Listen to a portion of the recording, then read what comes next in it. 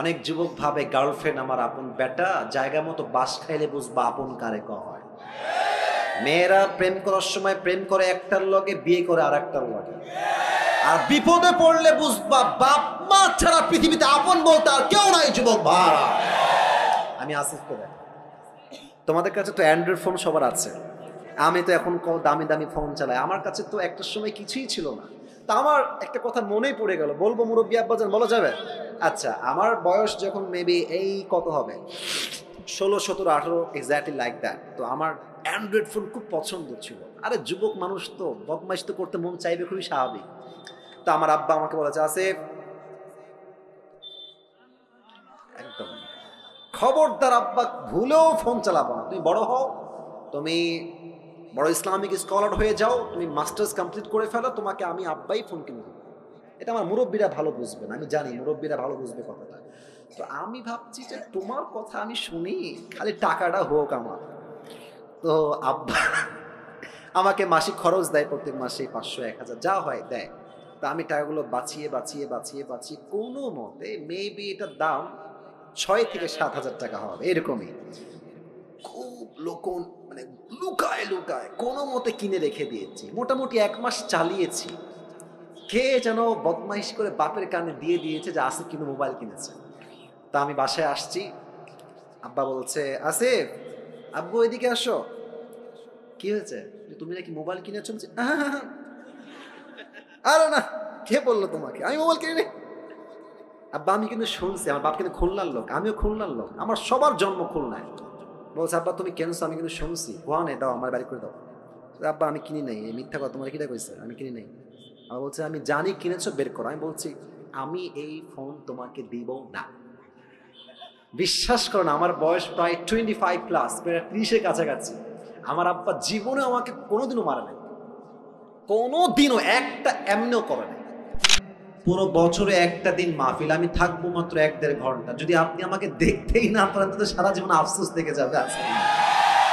আমি চাই না কোনো বিশৃঙ্খলা হোক, আমি চাই না আমাকে দেখতে কোনো অসুবিধা হোক। একদিন এসেছি, কবে আবার আসবো এ তো সির্ফ আল্লাহকে মালুম হ্যায়। তো আমরা চাই আজকের মাহফিলটা আসছিও ভালোবাসা নিয়ে, ভালোবাসা নিয়ে বিদায় নিব আমরা সবাই। বলেন সবাই ইনশাআল্লাহ। আমার যুবক ভাইয়েরা কেমন আছেন আপনারা সবাই? আলহামদুলিল্লাহ। আপনারা সবাই একবার ডানে বামে তাকান, সবাই তাকান। আচ্ছা, এবার আমার দিকে তাকান। আমি যা বুঝতে পারতেছি আজকের মাহফিলের সিচুয়েশন, আমার যে অবজারভেশন, আমার যেই পর্যবেক্ষণ আমাকে বলছে যে আজকের মাহফিলে যত অডিয়েন্স এসেছে, if I am not making any mistake, যদি আমার কোনো ভুল না হয়, 90 ভাগ নয়, 95% যুবক ভাইরা আজকে মাহফিলে এসেছে। মাশাআল্লাহ। ইসলামের বিজয় যে সুনিশ্চিত, ইসলামের বিজয়কে রুখে দেওয়ার সাধ্য যে কারো নাই, আজকে ঝিনাইদহের মাটিতে যুবক ভাইরা তার চাক্ষুষ প্রমাণ। যুবক ভাইরা, আমরা আগে যখনই কোনো হক কথা বলতাম আমাদেরকে ট্যাগ দেওয়া হতো রাজাকার, জঙ্গিবাদ, মৌলবাদ। তো যদি কোনো বাপের বেটা থাকেন এখন আসেন, খেলা হবে। মিয়া আমাদেরকে জঙ্গিবাদ বলে এখন একবার গালি দিলে পিঠের চামড়া একটাও থাকবে না। যুবক ভাই, টাইম হ্যাজ টোটালি চেঞ্জড। সময় পরিবর্তন হয়েছে। আমরা দেখেছি আগে বাবার পক্ষে বললেই হুজুর খুব ভালো, বাবার বিপক্ষে গেলেই হুজুর খারাপ। হ্যাঁ, আর আমার একটা কথা স্পষ্ট, ওনার বাবার বিচার যদি এত বছর পরে হয়, হত্যার বিচারটা, তাহলে আমাদেরকে এটা স্পষ্ট ভাষায় বলতে হবে, গত 16 বছরে যত জুলুম নির্বিচার হয়েছে, আমার যত ভাইদেরকে গুম করা হয়েছে, হত্যা করা হয়েছে, প্রত্যেকটা তালিকা করে করে বিচার করা দরকার। যুবক ভাইরা, আমরা এই দেশে ইনসাফ ভিত্তিক রাষ্ট্র চাই। তবে হ্যাঁ, কিছু কথা আপনাদের সবাইকে জিজ্ঞেস করতে চাই। যদি ইমানের জোর থাকে বলবেন, যদি ইমানটা খুবই দুর্বল হয় কথা বলবেন না। বলেন সবাই, আজকের মাহফিলে কথা শুনতে কোনো ভয় লাগছে আপনার? আমরা ঝিনাইদহের সন্তান, আমরা কাপুরুষের সন্তান নই, আমরা সব বীর পুরুষের সন্তান। আমাদের কথা একটা, আল্লামা দেলোয়ার হোসেন সাইদি হুজুরের নাম শুনছেন না আপনারা সবাই?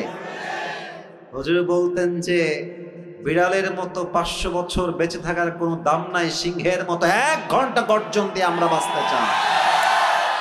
আমি আজ খুব তিতা সত্য কথা আমার ওয়াজের ভূমিকায় বলবো, অনেকের হজম করতে একটু কষ্ট হবে, তাই আগে একটু ঢোক গেলে না, পরে গিয়ে যেন বললেন না যে আসিফ হুজুর খুব লোকটা সুবিধার না। আসলে কথা হচ্ছে হক কথা বরদাস্ত করার মতো যোগ্যতা সবার থাকে না। আমি কিছু তিতা হক কথা বলছি। প্রথম কথা, এখানে এই কথা বলে কি ওখানে না, হাসি না, একদম হাসি না। না, ঝিনাইদহের মানুষ ভালোবাসার জায়গা ভালোবাসা, আদবের জায়গা আদব। এটা মাছের বাজারের তাফসীর প্রোগ্রাম। আপনি ইচ্ছা মতো ওখান থেকে যে কেউ ডাকতে পারবেন না, প্লিজ বোঝার চেষ্টা করেন। এখানে অনেক মিডিয়া আছে, এটা কালকে বদনাম হয়ে যাবে, মেহেরবানি করে। আমি আপনার পায়ে হাত রাখলাম, জান এর চেয়ে বড় বিনয়ী আমি আর হতে পারছি না। পায়ে হাত রাখলাম, কিপ কোয়াইট, একদম চুপ থাকেন। আমি যা বলি মনোযোগ দিয়ে শোনেন। 1 নাম্বার কথা, এখানে অনেক দলের ভাই থাকতে পারেন, অনেক দলের লোক, যে কোনো দলের লোক হতে পারেন। আমি আসিফের কিছু কথা আছে, এটা হচ্ছে আমার ব্যক্তিগত চিন্তা। I hope you will go to agree, আপনারা একমত হবেন বলে আমি আশা রাখছি। নাম্বার 1 কথা হচ্ছে, দেশটা আগে স্বাধীন ছিল না, দ্বিতীয়বার দেশটা আমরাই স্বাধীন করেছি, ছাত্র জনতা এটাকে স্বাধীন করেছে। আমরা ঠিকটা আপনি পয়েন্টে বলেন, এখন আপাতত চুপ থাকেন, যে পয়েন্টে বলবেন সেই পয়েন্টে বুঝে বলবেন। আমরা দেখেন, শহীদ আবু সাইদের নাম শুনেছেন না আপনারা সবাই? আচ্ছা বলেন তো, শহীদ আবু সাইদ কি কাউকে আগ বাড়িয়ে গুলি করতে গেছে? এবার কথা বলতে হবে, গুলি করতে গেছে? কাউকে মারতে গেছে? আমাদের স্লোগান ছিল কি, যে আমরা কোটার সংস্কার চাই, that's it and nothing else. এটাই আমরা চাই, এটাই স্লোগান ছিল ফার্স্টে। বাট যখন শহীদ আবু সাইদের বুকে গুলি চালানো হলো, মনে হলো যে পুরো দেশের প্রত্যেকটা যুবকদের হৃদয়ে গুলি চালানো হয়েছে, যুবক ভাই। তখন ছাত্র জনতা আর ঠিক থাকতে পারে নাই, তখন স্লোগান হয়েছে একটা, না হয় শহীদ হব, না হয় শহরে থেকে আমার নামাই ছাড়বো, ঠিক কিনা বলেন? তো 1 নাম্বার যে কথাটা, সেটা হচ্ছে আগামীতে আবার একটা সরকার গঠন হবে। যদিও এখন একটা সরকার আছে আমরা জানি, বাট এটা সাময়িক, সামনে একটা ভোট হবে। আমি আসিফের চিন্তা এটা, আপনারা একমত হবেন বলে আমি আশা রাখছি। আগামীতে আমরা কোনো নারী নেতৃত্ব এই দেশে দেখতে চাই না। পেছনে কিছু ভাই ঠিক বলেন নাই, আপনারা কি দ্বিমত না একমত? আমরা কোনো নারীকে প্রধানমন্ত্রীর চেয়ারে দেখতে চাই না, আমরা পুরুষকে ক্ষমতায় দেখতে চাই। 1 নাম্বার কথা, নারী দেখতে চাই না। 2 নাম্বার কথা হচ্ছে, পুরুষ চাই ব্যাপারটা এরকম না, পুরুষ কোনটা চাই এটা আপনাকে বুঝতে হবে। আমরা কেমন পুরুষ ক্ষমতায় দেখতে চাই? আমরা এমন একজন পুরুষকে প্রাইম মিনিস্টার হিসেবে দেখতে চাই, যিনি প্রধানমন্ত্রীও হবেন এবং তার যোগ্যতা হবে এতটা হাইলি কোয়ালিফাইড, তিনি একই টাইমে প্রধানমন্ত্রীও হবেন এবং তার যোগ্যতা হবে এতটা হাইলি কোয়ালিফাইড যে তিনি একই টাইমে প্রধানমন্ত্রীর চেয়ার থেকে লিডও করবেন, আবার জাতীয় মসজিদ বাইতুল মুকাররমে দাঁড়িয়ে জুমার খুতবা দেওয়ার যোগ্যতাও রাখবেন। আপনারা কি দ্বিমত না একমত? 3 নাম্বার কথা, এটা বলেই আমি আমার এই কথা টার্মসটা শেষ করে ফেলছি। 3 নাম্বার কথা, শুধু নেতৃত্বের চেয়ারে বসলেই হবে না। ইসলাম যেই বিধানকে প্রতিষ্ঠিত করতে বলেছে সেটাকে প্রতিষ্ঠিত করতে হবে। বাতিল পক্ষ তো রাগ করবেই। আমাদের পাশের দেশ ভারত আমাদের সবচেয়ে বড় শত্রু দেশ, যুবক ভাই। আচ্ছা, এদের যে সাংবাদিকগুলো আছে, এসবগুলো হকার মনে হয় আমার কাছে। একটা আছে দেখবা, বাংলাদেশ আর থাকবে না, একে দেখলে মনে হয় যে এই বেটা গুলিস্তানে আন্ডারপ্যান্ট বিক্রি করলে বেশি মানাবে, যুবক ভাই। আর একে দেখে কেমন যেন আমার হিজড়া মনে হয়। হিজড়া দেখবা কথা বলার আগেও ঢং দেয়, মাঝেও ঢং, শেষেও ঢং, আর ও কেমন যে তিরিং পিরিং করে একবার ওই দিকে, আর এমন একটা ভাবে সাংবাদিকতা করে, নিউজ রিপ্রেজেন্ট করে, মনে হয় দ্বিতীয় বিশ্বযুদ্ধ লেগেই গেল। আর কি বলছে, আমি আজকে অভিমান করেছি, আমি কোনো কথা বলবো না। বেটা, বাংলাদেশি তোর বাপের সম্পদ নাকি রে বেটা? এটা হাজার মায়ের ইজ্জতের বিনিময়ে দেশটা আমরা স্বাধীন করেছি ঝিনাইদহের মায়েরা। চট্টগ্রাম নেই বা হ্যাঁ, মামুর বাড়ির আবদার। এই দেশের 1 ইঞ্চি মাটি আমার কলিজার টুকরা মাটি যুবক ভাইরা। এই দেশের 1 ইঞ্চি মাটি ভারতের দাদের কাছে ছাড়া হবে না, ঠিক কিনা বলে? 3 নাম্বার কথা, আল্লাহর হুকুমকে এই জমিনে, আল্লাহর রাজকে এই জমিনে কায়েম করতে হবে। কেমনে করবেন? যত বিচার আছে আল্লাহর কোরআন দিয়ে হবে। কথা একমত না দ্বিমত? আচ্ছা, আমি ছোট্ট একটা এক্সাম্পল দেই, যেহেতু কথা শুরু হয়ে গেছে, কথা না বললে তো পেটের ভাত হজম হবে না আমাদের। আচ্ছা ভাই, আপনি একটু দাঁড়ান তো। না, ধমক দিব না, ধমক দিব না। ভাইজান, আপনার নাম কি? সজীব ভাই। একটু সবাই দিয়ে তাকান তো। সজীব ভাই, ভাইকে দেখেন। 1 সেকেন্ড দাঁড়ান, আপনি 10 সেকেন্ড দাঁড়ালেই হবে। আমার ভাইয়ের নাম সজীব। ভাইজান, আপনি বসে পড়েন। আচ্ছা, আজকে ভাইকে আমি ওই সাইডে নিয়ে গিয়ে, আপনি উল্টা বললে বলছেন ভাবে, তাই না? আপনার হাত ঠ্যাং কেটে ফেলবো আজকে। ঠ্যাং কেটে ফেললাম, কথার কথা, একটা ক্ষোভে সজীব ভাইয়ের ঠ্যাং কেটে ফেললাম। বলুন তো কি কাটলাম? আরে ভাই, ঠ্যাং মানে পা। ঠ্যাং মানে কি? পা। তো কালকে আমাকে জেলখানায় দেওয়া হলো। ঝিনাইদহের যেই বিচারের কাঠগড়া জেলা আদালত, আমার বিরুদ্ধে সিদ্ধান্ত নেওয়া হলো বিচার অনুযায়ী আমাদের যে সিস্টেম আছে সেই হিসেবে, যে আসিফ হুজুর ঝিনাইদহের কালীগঞ্জের একজন যুবক, তার নাম হচ্ছে সজীব, তার পা কেটে ফেলেছে। এখন আমাদের দেশের যেই তথাকথিত নিয়ম আছে সেই অনুযায়ী আমাকে দণ্ড দেওয়া হলো, যে আসিফ হুজুরের 1 লাখ টাকা জরিমানা দেওয়া হলো আর 1 বছরের জেল। For an example, it is just an example and nothing else, just উদাহরণ দিচ্ছি। 1 বছরের জেল আর কয় লাখ টাকা জরিমানা? আরে ভাই সবাই বলেন, সবাই কয় লাখ টাকা জরিমানা? 1 লাখ। আচ্ছা, কোনো একটা জিনিসের ওজন ঠিক আছে কিনা এটার জন্য আমরা একটা জিনিস দিয়ে মাপ দিই, এটার নাম কি? পাল্লা। কথা না বললে কারে ওয়াজ করি? কি পাল্লা? দাড়ি পাল্লা। তো মিজানকে আপনি নেন, দাড়ি পাল্লাকে ওঠান, ডান পা, ওর যে পাটা আমি কেটেছি ওর পাটা আপনি দাড়ি পাল্লার ডান দিকে দেন। আর আমাকে যে 1 লাখ টাকা জরিমানা করা হয়েছে, 1 লাখ টাকা নেন আর 1 বছরের জেল বাম দাড়ি পাল্লায় রাখেন। তাহলে এদিকে সজীবের ডান পা আর এদিকে আমি আসিফ হুজুরের 1 লাখ টাকা আর 1 বছরের জেল। টান দেন তো, সমান সমান হবে? সমান সমান হবে? হবে না। আচ্ছা, আপনি আরো বাড়ায় দেন, জরিমানা আপনি দেন 2 লাখ টাকা আর এদিকে আপনি দেন মনে করেন যে আরো 2 বছরের জেল। সমান সমান হবে? যদি কোরআন দিয়ে রাজ কায়েম হয়, কোরআন কি বলছে? চোখের বদলে চোখ, নাকের বদলে নাক, কানের বদলে কান, ঠোঁটের বদলে ঠোঁট, ঠ্যাঙের বদলে ঠ্যাং, জানের বদলে জান। ওর ঠ্যাং যে আমি কেটে ফেলেছি, ওর ঠ্যাংটা ডান পাল্লায় দেন আর আমার ঠ্যাংটাও কেটে ফেলেন, বাম পাল্লায় দেন, টান দেন, দেখবেন সমান সমান হয়ে গেছে। তাহলে এই দেশে যদি আপনি ইসলামের রাজ কায়েম করেন, কোরআনের রাজ কায়েম করেন, পুরো দেশটাই সোনার দেশ হয়ে যাবে।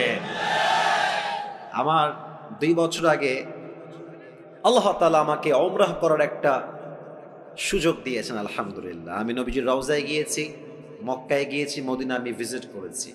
তা আমার এখনো মনে আছে, মদিনায় যখন আমি গেলাম ফর দ্য ফার্স্ট টাইম, তখন বাজে রাত 2টা বা 3টা।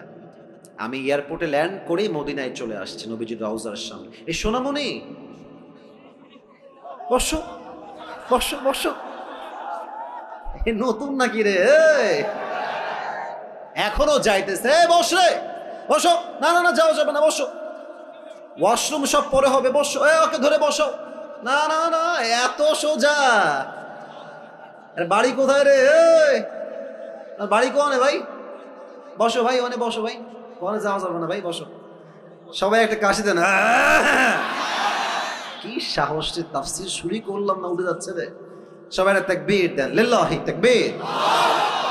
তো আমি যখন নবীজির রওজার সামনে ঘুমালাম, 2য় দিন বাদ এশার ঘুমায় গেলাম, এশার নামাজ পড়ে। তো আমার আইফোন, আমার অ্যান্ড্রয়েড ফোন, আমার মানি ব্যাগ, আমার রিয়াল, পাসপোর্ট সব আমার বুকের ডান পাশে আমি রাখলাম। ওপেনলি ঘুমায় গেলাম নবীজির ঠিক রওজার সামনে। আইফোন রাখা, অ্যান্ড্রয়েড ফোন রাখা, টাকা রাখা, রিয়াল রাখা, বাংলাদেশি টাকাও সেখানে ছিল, মানি ব্যাগ ছিল, পাসপোর্ট সব ওখানে রাখা আমার। তা আমি ঘুমালাম ঠিক এশার নামাজের পরে। ভেবেছিলাম তাহাজ্জুদ পড়বো উঠে, বাট এত শান্তির ঘুম নবীজির রওজার সামনে এসেছে, আমার ওই ফজর আজানের সময়ই ঘুম ভেঙেছে। তো আমি যখন ঘুম থেকে উঠে ঠাস করে উঠছে লাফ দিয়ে, তো দেখছি যে আমার আইফোন যেখানে ছিল ওখানেই আছে, টাকা টাকার জায়গায় আছে, ওয়ালেটের জায়গায় আছে, রিয়ালের জায়গায় আছে, পাসপোর্টের জায়গাতেই আছে। আমার তখন মনে হলো যে কোথায় আইফোন, আমাদের দেশে আন্ডারপ্যান্ট রেখে ঘুমালেও দেখবেন চুরি হয়ে গেছে। তো সৌদি আরবে আল্লাহর কোরআনের সব আইন কায়েম হয় নাই, কিছুটা আইন কায়েম হয়েছে। সৌদি আরবে এই নিয়ম আছে, ওয়াসারিকু ওয়াসারিকাতু ফাকতাউ আইদিয়াহুমা জাযাআন বিমা কাসাবা নাকালাম মিনাল্লাহ। যদি কেউ চুরি করে ফেলে সঙ্গে সঙ্গে cut down his right hand, হাত কেটে ফেলো। এই জন্য সৌদিতে অন্য পৃথিবীর প্রত্যেকটা দেশের চাইতে চুরির সংখ্যা কম, শান্তি বেশি যুবক ভাইরা, ঠিক কিনা বলো? কয়েকটা আইন দিয়ে যদি দেশটা এত শান্তি হয়ে যায় কোরআন আইন দিয়ে, আমার তো বিশ্বাস যদি আগামীকাল এই দেশটা কোরআন দিয়ে চলতে শুরু হয়ে যায়, পুরো দেশের প্রত্যেকটা ইঞ্চি ইঞ্চি মাটি কোরআনের মাটি হয়ে যাবে জিনাদার ভাইরা। আল্লাহ এই দেশটা আমাদের সবাইকে দেখার তৌফিক দান করে পড়া আমি না, জোরে বলুন সবাই আমি।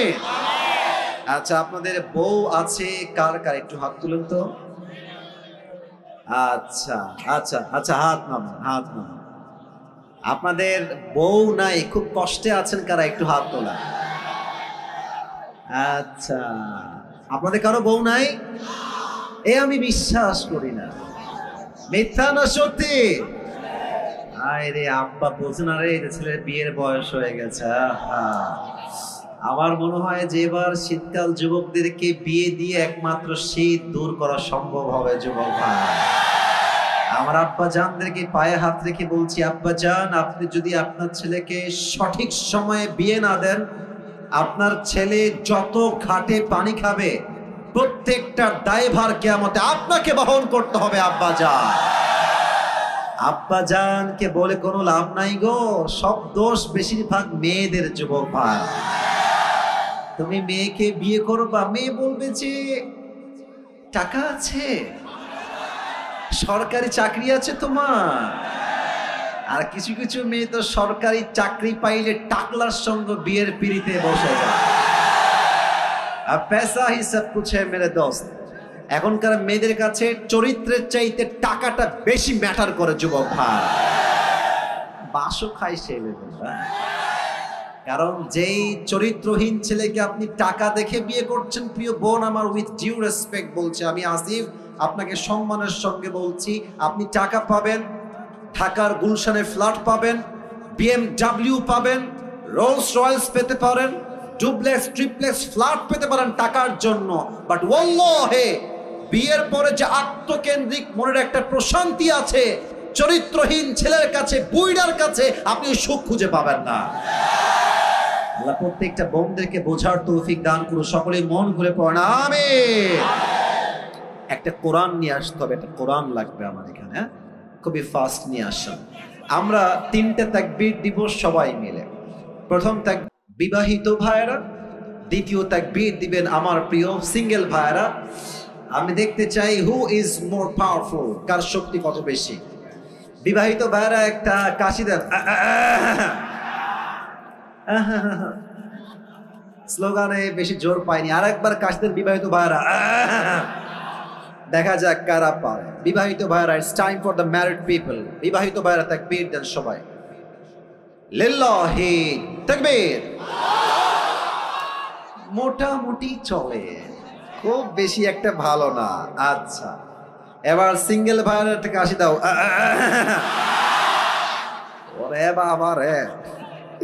এবার দেখা যাক কে পারে। বিবাহিত ভাইরা চুপ থাকবেন, সিঙ্গেলদের পালা এবার, লিল্লাহি তাকবীর। বিবাহিত ভাইরা, আই এম সো সরি, আমাকে আপনারা মাফ করে দিবেন, আজকে আমার সিঙ্গেল ভাইরা জিতে গেছে, ঠিক আছে কিনা বলো? আচ্ছা, শেষ তাকবীর দিয়ে মূল ওয়াজের বিষয়ে ফিরে যাব। আমার সবাই মিলে এবার দিবেন, এমন জোরে দিবেন যে আমি আসিফ আমার সবাইকে নিয়ে স্টেজ ভেঙে নিচে পড়ে যাব। সবাই একটা কাশি দেন।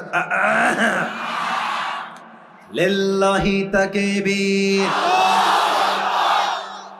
ডান হাত লাগবে, একদম গায়ের জোর সমস্ত ঈমান দিয়ে এক করে বলবেন লিল্লাহি তাকবীর। আল কোরআনের আলো, আল হাদিসের আলো, কোরআন হাদিস যেখানে, আলেম ওলামা যেখানে, ঝিনাইদহবাসী যেখানে, কালীগঞ্জবাসী যেখানে, আল্লাহ কবুল করুক। আমিন। আমি আপনাদের জন্য আজকে একটা गिफ्ट নিয়ে আসছি, নেবেন? हादिया। ये हर किसी को मिलने वाला नहीं है, ये नसीब की बात है, सिर्फ एक इंसान को ये मिलेगा, যে কোনো একজন। এটা আমার একটা টুপি আমি নিয়ে আসছি, এটা আমি যে কোনো একজন যুবককে হাদিয়া দিব। এই কল টুপি কিন্তু আজহারিও পড়ে, একটু ভাব দিলাম একটু বেশি করে যেন তোমরা আগ্রহী হও। হ্যাঁ, তো এই টুপিটা যে পেতে চান এখন থেকে মনোযোগ বাড়ায় দেন। শর্ত একটা, আমি আসিফ কোরআন থেকে হাদিস থেকে যে বিষয়ে আলোচনা পেশ করব, যদি শেষে গিয়েও কেউ সেই কথাগুলো পয়েন্ট টু পয়েন্ট আমাকে মুখস্থ বলতে পারে, কারণ ওয়াজটা পুরোটা পয়েন্ট ভিত্তিক হবে, 1 2 3 4 5 6 7 এই টাইপের হবে। তো যদি কেউ 7টা পয়েন্ট মুখস্থ করতে পারে, তাকে আমি আসিফ শেষে গিয়ে এই টুপিটা পুরস্কার হিসেবে পরিধান করায় দিব। রাজি আছেন তো সবাই? ইনশাআল্লাহ। আমার ওয়াজ কিন্তু আধা ঘন্টা অলরেডি হয়ে গেছে, বলেন সবাই ইনশাআল্লাহ। শেষ তাকবীর দেন। এই ডানে বারবার সাউন্ড পাচ্ছে, এদিকে সব ঠিকঠাক, আমি আর সাউন্ড ডান থেকে চাচ্ছি না। আচ্ছা, সবাই এটা তাকবীর দেন। লিল্লাহি তাকবীর।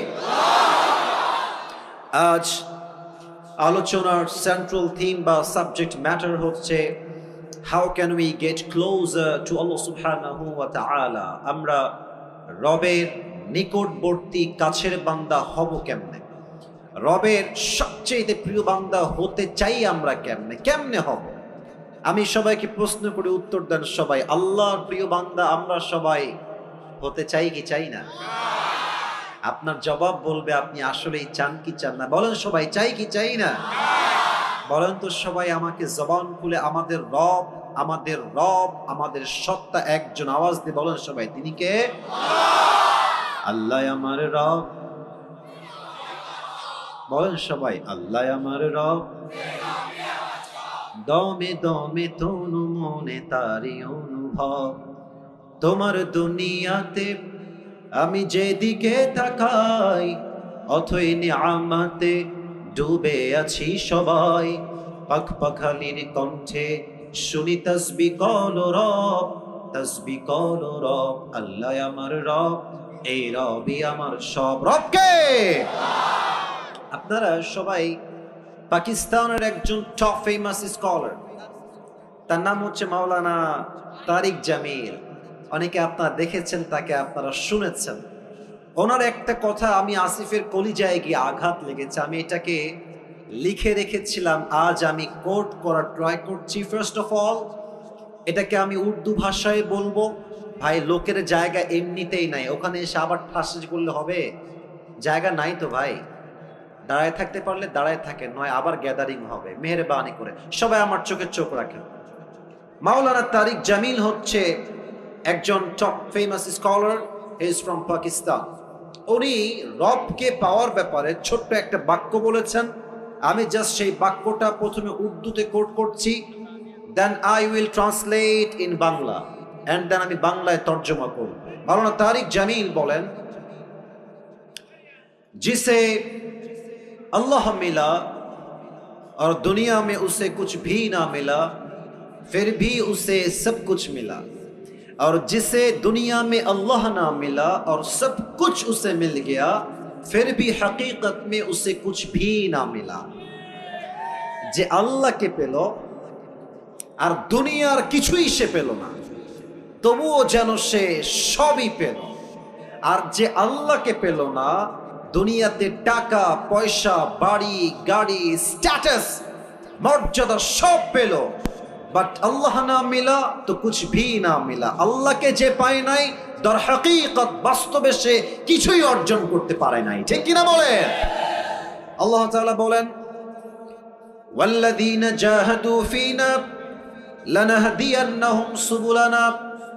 সূরাতুল আনকাবুতের সর্বশেষ আয়াত 21 নম্বর পারা 3 নম্বর পৃষ্ঠায় আল্লাহ তাআলা বলছেন, যেই বান্দা আমি আল্লাহ রাব্বুল আলামিনকে পাওয়ার জন্য চেষ্টা করে, যেই বান্দা আমাকে পাওয়ার জন্য এক রাস্তা দিয়ে দৌড়ায়, আমি আল্লাহ রাব্বুল আলামিন আমাকে পাওয়ার জন্য তার জন্য অসংখ্য অগণিত রাস্তা খুলে দেই। কোন সুবহানাল্লাহ। আল্লাহ নিজেই আপনার জন্য রাস্তা খুলে দিবে। এটার জন্য আমরা আজ 7টা আমলকে কোরআন থেকে হাদিস থেকে হাইলাইট করব। বলেন সবাই কয়টা? একটু জোরে বলেন ভাইরা, বলেন সবাই কয়টা? 7টা। আমি শুরু করছি 1 থেকে। 1 নাম্বার, এখানে কি আছে? হৃদয়। বলেন সবাই এটার নাম কি? প্রথম শর্ত, আল্লাহকে পেতে চান, প্রথম শর্ত এটাকে পরিষ্কার করতে হবে। Clean your heart. قد أفلح من زكاها. Indeed, the successful one is who purifies his heart. আল্লাহর কাছে সবচেয়ে সফল বান্দা হচ্ছে সেই বান্দা যে বান্দা তার আত্মাকে পরিশুদ্ধ করেছে। সুবহানাল্লাহ পড়বেন না সবাই? একটা প্রশ্ন করছি সবাইকে, হয়তো উত্তর সঠিক পাবো আমার আশা আছে। প্রশ্ন আগে বোঝেন, কনসেপ্ট বোঝেন। একজন মানুষ যিনি কোনো নবী নন, সবার চোখ আমার দিকে, মাশাআল্লাহ, অ্যাপ্রিশিয়েট, সবাই আমার দিকে আবার ভালো করে তাকান। একজন লোক যিনি কোনো নবী নন, বাট তার নসিহত, তার ইনস্ট্রাকশন, তার গাইডলাইন, তার উপদেশ তার সন্তানের প্রতি আল্লাহ তাআলার এতটা পছন্দ হয়েছে যে তার নামেই আল্লাহ তাআলা কোরআনে একটা সূরা নাজিল করেছে। ব্যক্তিটার নাম কি কে বলতে পারে? লোকমান। বলেন সবাই নাম কি? লোকমান হাকিম। লোকমান হাকিমকে তার মালিক একদিন ডাক দিয়ে বলছে, লোকমান এদিকে আসো, তোমার ব্যাপারে আমি শুনেছি, আমাকে একজন এসে বলেছে যে লোকমান অনেক মেধাবী, অনেক জ্ঞানী, তার উইজডম, তার মেধা অসাধারণ। তো তোমাকে একটা কাজ দিচ্ছি, কাজটা আমাকে করে দাও। বলছে কি কাজ? বলছে কাজটা হচ্ছে তুমি এখন এখান থেকে যাবা, একটা বকরি জবাই করবা এবং বকরি জবাই করে বকরির সবচাইতে পবিত্রতম অংশ কেটে আমার কাছে নিয়ে আসবা। বলছে ঠিক আছে মালিক, যা বলবেন তাই করতে আমি প্রস্তুত আছি। এবার লোকমান মালিকের হুকুম শুনে বের হয়ে গিয়েছে, একটা ছাগল ধরেছে, ছাগল ধরে তাকে জবাই করেছে এবং ছাগলের সবচেয়ে পবিত্র অংশ কলিজা কেটে নিয়ে আসছে। বলেন সবাই কি কেটে এনেছে? বলছে মালিক এই নেন ছাগলের সবচেয়ে পবিত্রতম অংশ। মালিক বলছে ওয়াও, মাশাআল্লাহ, you have done amazing, it is appreciated, তুমি যা করেছো ঠিক করেছো, বাট আর একটা কাজ দিচ্ছি, আবার যাও, ওয়াজবাশাতান, একটা ছাগল জবাই করো, ওয়াখরিজ মিনহা আখবাসা মুযগাতাইন, এবার ছাগলের পবিত্র অংশ নয় অপবিত্র অংশ কেটে নিয়ে আসো। লোকমান আবার গেছে, জবাই করেছে, আবারও সেই কলিজাই কেটে এনেছে। বলছে মালিক এই নেন ছাগলের সবচেয়ে নাপাক অপবিত্র অংশ। মালিক বলছে ছি ছি, তোমাকে ভেবেছিলাম তুমি অনেক বুদ্ধিমান, তোমার মাথায় ঘিলু আছে, বুদ্ধি আছে, তুমি তো বোকার ঘরের বোকা লোকমান। মালিক কেন আমি বোকা? বলছে তোমাকে বললাম সবচেয়ে পবিত্র অংশ আনো, তাও আনলা কলিজা, বললাম সবচাইতে নাপাক অংশ আনো, তাও আনলা কলিজা। একই অংশ, একই কলিজা, একই টাইমে পবিত্র, আবার একই টাইমে অপবিত্র কেমনে হয় লোকমান? তুমি তো বোকার ঘরের বোকা। লোকমান ডাক দিয়ে বলছে মালিক আমার, আমি কি বোকা না থাকলে দ্যাটস এ ডিফারেন্ট ম্যাটার, এটা ভিন্ন বিষয়। তবে সত্য কথা হলো প্রত্যেকটা প্রাণীর দেহে একটা ছোট্ট গোস্তের টুকরা আছে, এই গোস্তের টুকরা পবিত্র হলে পুরো দেহটাই পবিত্র হয়, আর এই গোস্তের টুকরা নাপাক হয়ে গেলে পুরো দেহটাই নষ্ট হয়ে যায়। আলা ওয়াহিয়াল কল, এটার নামই হচ্ছে মানুষের আত্মা, এটার নামই হচ্ছে মানুষের হৃদয়। ঠিক কিনা বলে? তবে একটা নতুন ইনফরমেশন দিচ্ছি সবাইকে, আমাদের এই আত্মাটা 3 প্রকার। বলেন সবাই হাত তুলে, কয় প্রকার? মুরব্বীরা আমাকে অনেক অনেক মনোযোগ দিয়ে শুনছেন, খুব ভালো লাগলো বিষয়টা দেখতে। বলেন তো আমাদের এই হৃদয় বা আত্মা কয় প্রকার? হাত নামান। এক, আমি বলবো আপনারা আমার সঙ্গে বলবেন। এক হচ্ছে সুস্থ। এক নাম্বার, এই বামের সাউন্ড নাই কেন ভাইরা? এক নাম্বার সুস্থ। দেখেন আপনারটা কোনটা হয়, একটু মিলায় না। এক হচ্ছে সুস্থ, দুই হচ্ছে অসুস্থ, দুই কি? তিন হচ্ছে মৃত।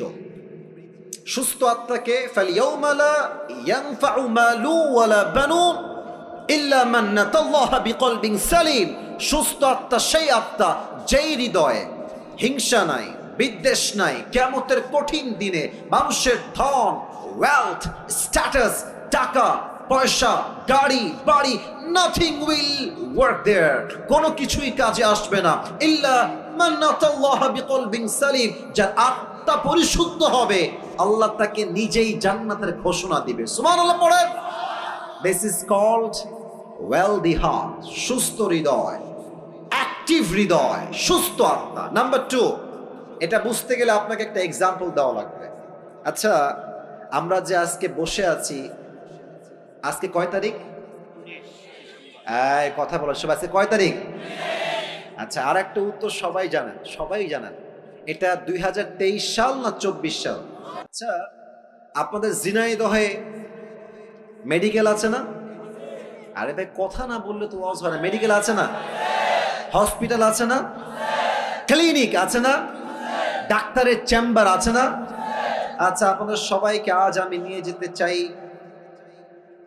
100 years ago back, 100 বছর আগে, 1924 সাল। কত বছর আগে? 100 বছর আগে। ভাবেন তো, 100 বছর আগে এখন যে মেডিকেল আছে, কলেজ আছে, হসপিটাল আছে, আগে কি এরকম মেডিকেল কলেজ হসপিটাল ছিল যুবক ভাইয়েরা? না। তখন কি ছিল আমার মুরব্বীরা ভালো বুঝবেন। তখন ছিল কবিরাজ, কিংবা আমরা এটাকে বলি ওঝা। কবিরাজ কিংবা ওঝা। তো মনে করেন যে একজন যুবককে সাপে কেটেছে, এখন সেই যুবকটা কবিরাজের কাছে আসছে, এসে বলছে স্যার আমাকে সাপে দংশন করেছে। এখন তখন তো কোনো মেশিন ছিল না যে কোন সাপ কি বিষ চেক করবে কেমনে। তো ওঝা এটাকে বোঝার জন্য, কেমনে বোঝায় এটা আপনাকে, আচ্ছা আমি টুপিটাই নিলাম, যান একটা বাটি নিতেন, বাটিতে মরিচ বাটতেন, লবণ বাটতেন, মরিচ এক পাশে লবণ এক পাশে, বলতো এই এদিকে আসো, বলো তোমার জিহ্বাটা বের করো। জিহ্বাটা বের করতো, লবণটা দিত, মরিচটা দিত তার জিহ্বার উপরে, বলতো হাউ ইট টেস্ট, এটা সাপ কেমন আমাকে বলো। তো সাপে দংশিত যুবক বা মুরব্বী যদি বলতো যে স্যার আমার কাছে সাপটা কেমন যেন ঝালটা, মরিচটা পাইনসা পাইনসা লাগে, তখন ওঝা বুঝে ফেলতেন যে এটা কোনো নর্মাল সাপ নয়, ধরা সাপ নয়, এটা বিষাক্ত সাপের ছোবল লেগেছে। কেমনে বুঝতো?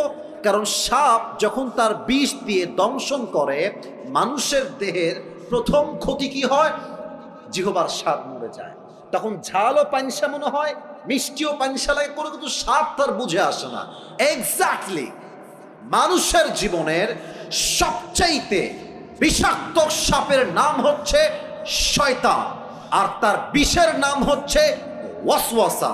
মানুষ যখন শয়তানের ওয়াসওয়াসায় পড়ে যায়, সাপে কাটলে যেমন জিহ্বার স্বাদ মরে যায়, শয়তানের ওয়াসওয়াসায় পড়লে ইমানের স্বাদ মরে যায়। তখন কি হয়?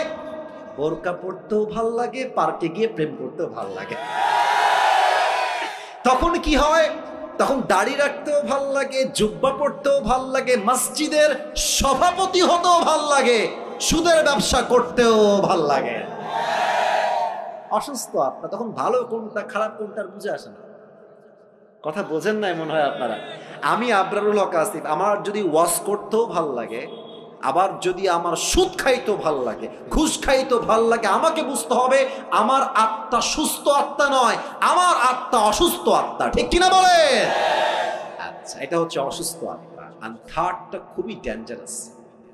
এটা বলতে গেলে আমার নিজের মধ্যেই কম্পন তৈরি হয়ে যায়, আমি আপনাকে কি বলবো। কারণ এটা আসলে আমি আসিফের কথা হলে আপনি ভয় পেতেন না যে আসিফ হুজুর বলছে, এটা মিথ্যাও হতে পারে, not a big deal. Let's take it out, বাদ এটা। কিন্তু আমার কথা না, যে এটা তো আল্লাহর কথা, এটা তো আমার কথা না, এটা আল্লাহর কথা। আল্লাহ বলছে যাদের হৃদয় মরে গেছে, অসুস্থ নয়, মৃত আত্মা, এরা কারা? আল্লাহ বলছেন উলাইকা কাল আনআম। এতটুকুই শেষ নয়, বাল হুম আল্লাহ, আল্লাহ বলছে এরা কুকুরের চাইতে খারাপ। আপনি আমি কুকুরের চাইতে খারাপ, আল্লাহ বলছে। আচ্ছা বলেন এবার, এই পৃথিবীতে সবচেয়ে সৃষ্টির সেরা জীব কারা? আমি শুনি না, বলেন সবাই কারা? আমরা হলাম আশরাফুল মাখলুকাত, বেস্ট অফ দ্য বেস্ট, সেরার সেরা হচ্ছে মানুষ। আবার এই মানুষকেই আল্লাহ তাআলা বললেন তোমরা কুকুরের চাইতে খারাপ। এই ব্যাখ্যাটা আমার তাফসীরটা প্রথমে বুঝে আসে নাই। তো আমি সেই দিন ঢাকায় যাচ্ছিলাম, আমার ঢাকায় একটা কাজ ছিল জরুরি।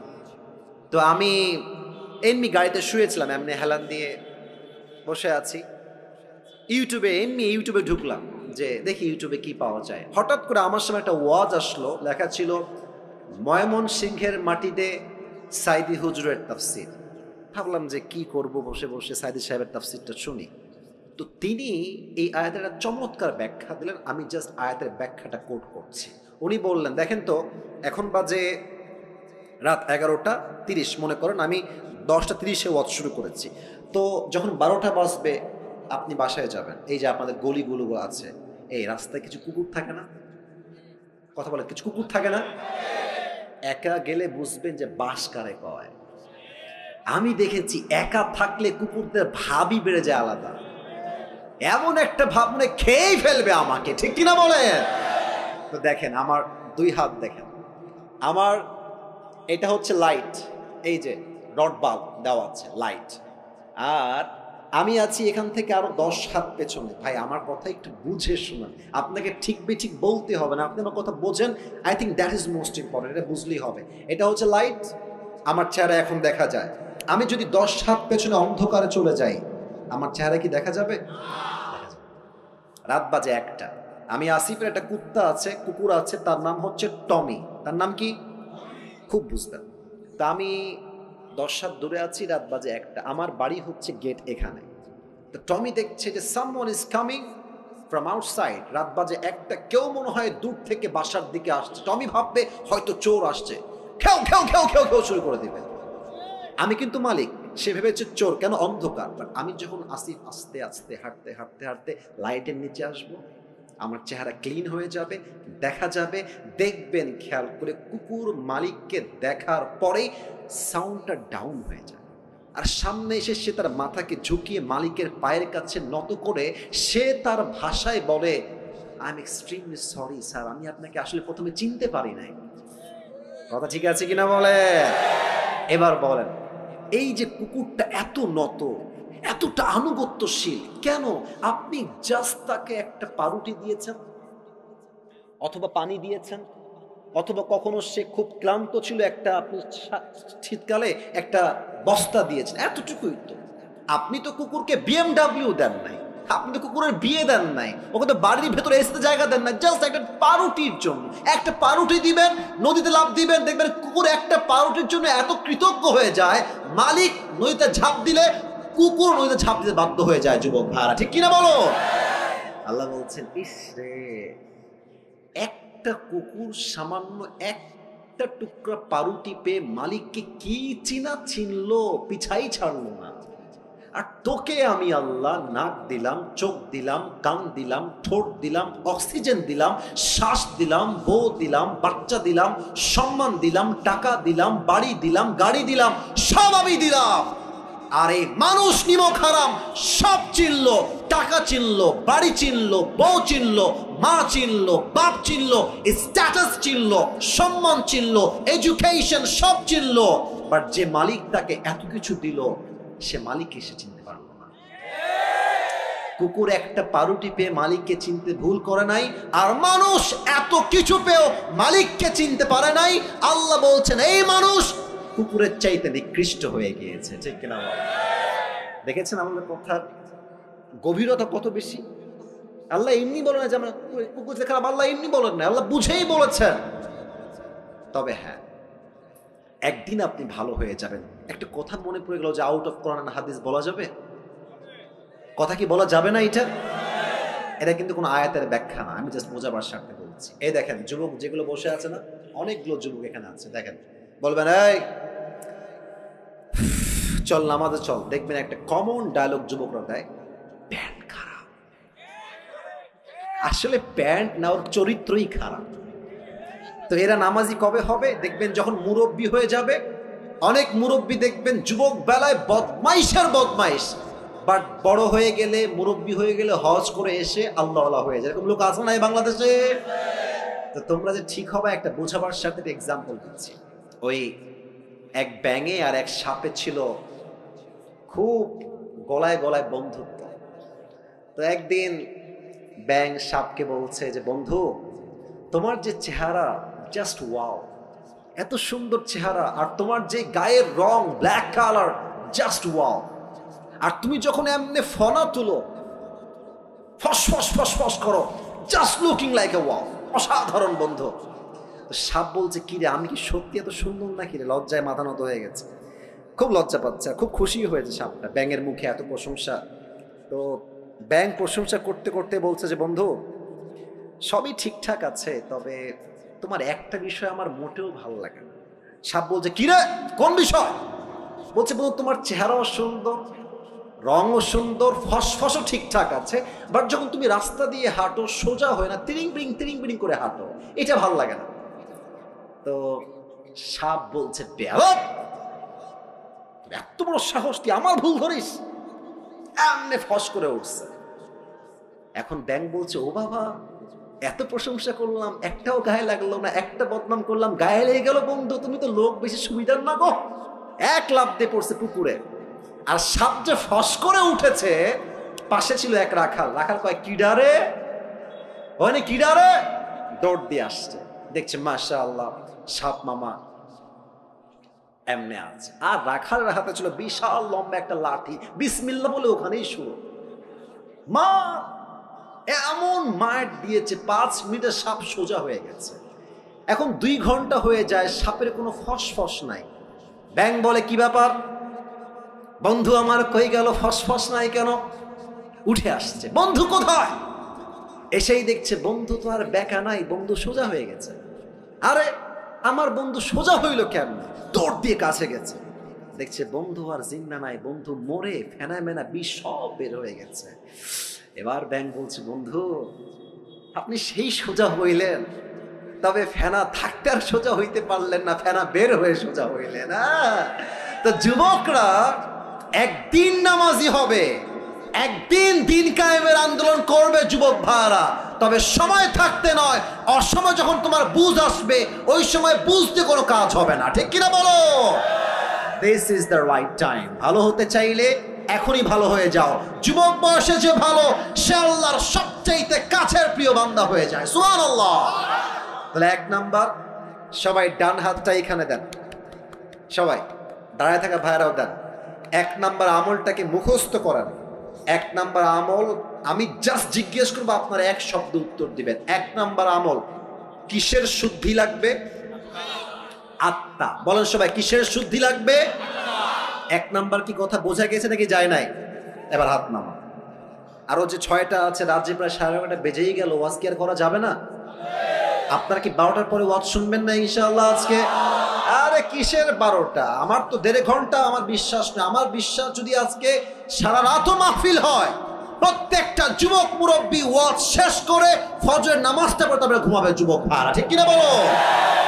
1 নাম্বার আত্মার পরিশুদ্ধি। 2 নাম্বার বড় মারাত্মক, এটা যে বুঝবে সে অনেক কিছু বুঝে যাবে। 2 নাম্বার হচ্ছে আল্লাহ রসুলের ভালোবাসা লাগবে।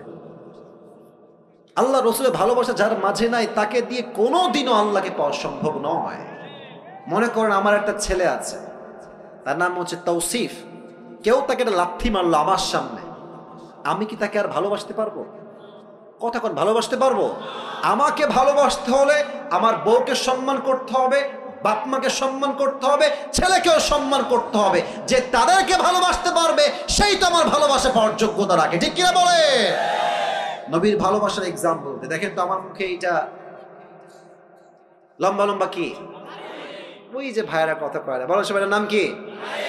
আচ্ছা আপনারা সবাই আমাকে বলেন তো, দাড়ি রেখে আমাকে কি কোনোভাবেই আনস্মার্ট বা খ্যাত লাগতেছে? একদম না, রাইট।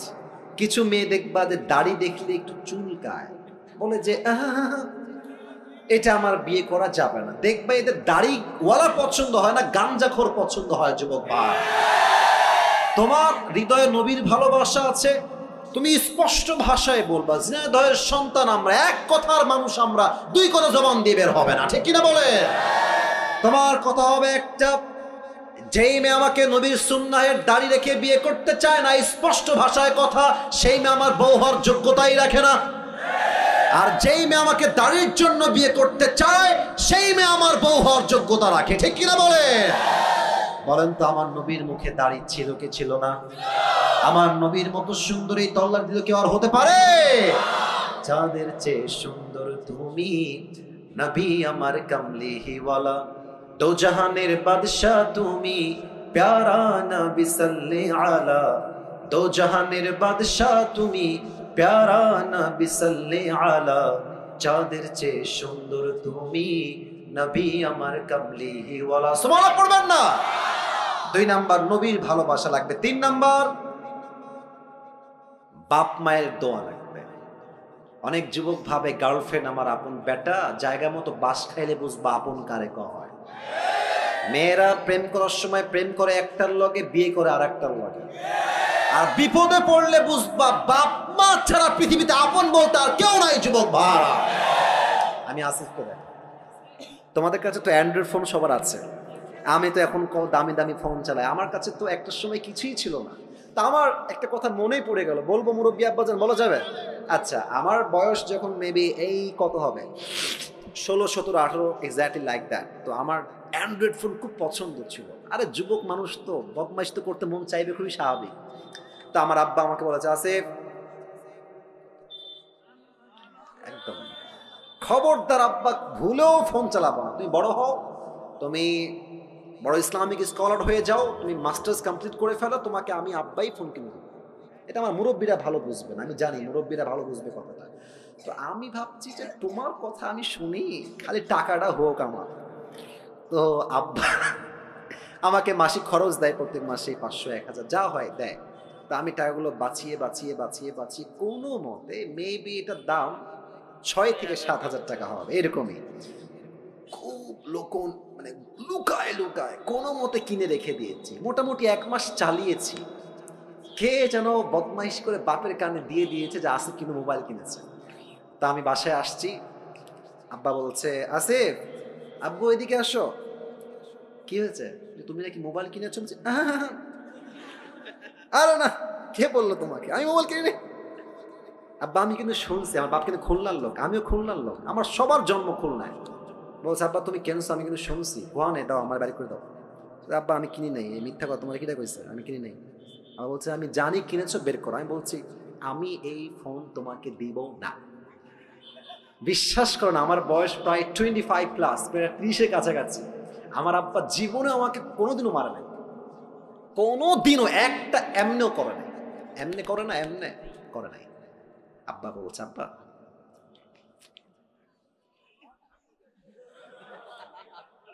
আব্বা বলে দাও, আমি বলি হবে না। আব্বা লাস্ট বার বলছে, আসিফ শোনো, তুমি 1 নাম্বার ছাত্র, তুমি অলওয়েজ ফার্স্ট হও। তুমি যদি মোবাইল ফোনটা ইউজ করো, তুমি কিন্তু সেকেন্ড হয়ে যাবো। আব্বা ফার্স্ট যদি থাকতে চাও, please give me the phone, দিয়ে দাও। আমি একদম নাচরমান না, আমি দিব না। আমি বাড়ি থেকে বের হয়ে বাইরে চলে আসছি অজুখানা। আমার বাসা হচ্ছে মসজিদ, এইটা বাসা অ্যাটাচড। আমার আব্বা মসজিদে খতিব, ইমাম, দুইটা একসাথে। তো আমার আব্বা বাড়ি থেকে বাহিরে চলে আসছে, আব্বা মোবাইলটা দাও, চলো আমরা একসঙ্গে খানা খাই। মোবাইল কিন্তু আমার পকেটেই আছে। আমি বলছি, নাই দাও দাও, দিব না। এই যে দিব না, মার এমন মার দিয়েছে, আমি একটা থাপ্পড় উল্টে পড়ে গেছি। আমাকে থাপড়াইতে থাপড়াইতে বাড়িতে নিয়ে গেছে। এই চল! আমি তো টের পাচ্ছি না, কিরে হইল কি আমার সাথে এটা, কারণ জীবনে মার খাই নাই, তো এই প্রথম মার খাইতেছে জীবনে। মারতে মারতে বাড়ি পর্যন্ত আমাকে নিয়ে গেছে। বিশ্বাস করেন, এটা আমি মজার জন্য মোটেও বলছি না, তোমাদের শিক্ষা আছে এখানে। তো আমাকে যখন আব্বা মেরেছে, আমি প্রায় 1 মাস কোনো কথা নাই। আব্বাকে দেখলে 14 মাইল দূরে, আব্বাকে দেখলে 10 হাত দূরে, কোনো কথাই নাই। মা বলে, কথা বল তোর বাপ। আমাকে মেরেছে কেন, আমি কথা বলবো না। বিশ্বাস করেন ওই সময় বাপকে ভেবেছি বাবা আমার শত্রু, কেন মারলো আমাকে, শত্রু মনে হয়েছে। বাট এখন বুঝি আমার বাপ ওই দিন আমাকে না পিটাইলে আমি আজকের আসিফ হুজুর হইতে পারতাম না, ঠিক কিনা বল? তা বাপ যে তোমাকে মারে, মা যে তোমার ধমক দেয়, তুই কই গেছিলি, বাড়িতে কেন দেরি করে আসলি, রাত বাজে 1টা, তুই দেরি করলি কেন? বাপ মাকে শত্রু ভাইব না, মাথায় রাখবা বাপ মা ধমক দেয় বিধায় তো আমরা মানুষের মতো মানুষ হতে পারি, ঠিক কিনা বলো? আব্বা আমার দোয়া লাগবে। তো আমার অভাব ছিল কি লেভেলের, আমি চাকরি করতাম 3000 টাকা, মাত্র 3000 টাকা। আমি যে বাইকে তেল ভরবো ওই টাকাও আমার কাছে ছিল না। আমার আব্বার দোয়ার বদৌলতে আল্লাহ তাআলা আমাকে এত সামর্থ্য দিয়েছে, এতটা বরকত দিয়েছে, যে বরকত দ্বারা স্পষ্ট প্রমাণ বাপ মার দোয়া যার সঙ্গে আছে তাকে কেউ রুখে দেওয়ার সাধ্য রাখে না, ঠিক কিনা বলে? বাপ মায়ের দোয়া, রিদা রব্বি ফি রিদাইল ওয়ালিদাইন ওয়া সাখতুর রব্বি ফি সাখতিল ওয়ালিদাইন। আব্বা আম্মা খুশি, আল্লাহ খুশি। আব্বা আম্মা নারাজ, আল্লাহও নারাজ। সুবহানাল্লাহ পড়বেন না আপনারা সবাই? আব্বা আম্মার দোয়া লাগবে। 4, দ্যাট ইজ মোস্ট ইম্পর্টেন্ট। 4 হচ্ছে নামাজ লাগবে। আপনারা সবাই মিজানুর রহমান আজহারের নাম শুনছেন না? আপনাদের যশোর তো চেনেন সবাই। আমাদের যশোরে কিন্তু আজহারি সাহেব এই জানুয়ারি 3 তারিখে হয়তো বা আসবে, 4 তারিখে। আপনাদের যারা ঝিনাইদহে আছেন আপনারা যাবেন ইনশাআল্লাহ। এবং আমার তো বিশ্বাস পুরো যশোরের মাটিটা একটা জনসমুদ্রে পরিণত হয়ে যাবে যুবক ভাইরা। তবে হ্যাঁ, আপনারা ঝিনাইদহের মানুষ, কুষ্টিয়া, এদিকে আপনার চুয়াডাঙ্গা, এদিকে যশোর, এদিকে খুলনা। আমি যেহেতু খুলনার সন্তান, এটা আমার কেমন যেন ফিল হয়, যেহেতু আমি খুলনার ছেলে আর খুলনার মাঝেই ঝিনাইদহ পড়ে, যদি আমি খুলনার সন্তান হই আমি তো ঝিনাইদহের সন্তান যুবক ভাইরা। তো আজহারি সাহেব আসবেন। আজহারি সাহেবের নাম নিয়েছি এটা কোনো শো অফ বা টাইম পাস করার জন্য নয়। একটা কথা প্রশ্ন করতে চাই, আজহারি সাহেব একজন নানা ছিলেন, তার নাম হচ্ছে গোলাম সরওয়ার সাইদি হুজুর। দেখছেন না আপনারা? কেউ কেউ দেখেছেন? দেখবেন যে ওনার চাপ দাড়ি আর চশমা গোল, এত সুন্দর চেহারা। উনি একটা কথা প্রায় বলতেন, নামাজ নাই যার ঈমান নাই তার। নামাজ নাই যার, মুসলমান হিসেবে পরিচয় দেওয়ার কোন অধিকার তার নাই যুবক ভাইরা, ঠিক কিনা বলো? বলেন তো আমাদের ইসলামের দ্বিতীয় খলিফা নাম কি? ওমরে ফারুক। এবার বলেন সবাই, ইসলামের দ্বিতীয় খলিফার নাম কি? ওমরে ফারুক। ছোট্ট একটা হাদিস বলছি, কেউ ডান বাম হয়ে উঠে যাবেন না, আপনারা স্টিল বসে আছেন। এটাই প্রমাণ ঝিনাইদহের মানুষ আমরা কোরআনকে কলিজার থেকে ভালোবাসি, ঠিক কিনা বলে? ওমরের কাছে একজন যুবক আসছে, তার নাম হচ্ছে আবু লু'লু আল মাজুসি। এসেই বলছে, ওমর তোমার কাছে একটা অভিযোগ আছে, বিশাল লম্বা অভিযোগ আমার। ওমর ডাক দিয়ে বলছে, যুবক ভাই তোমার কি অভিযোগ, তুমি আমাকে বলো, তোমার নাম কি? ডাক দিয়ে বলছে, আমার নাম হলো আবু লু'লু আল মাজুসি, আমি একজন অগ্নি পূজারী, আগুনের পূজা করি।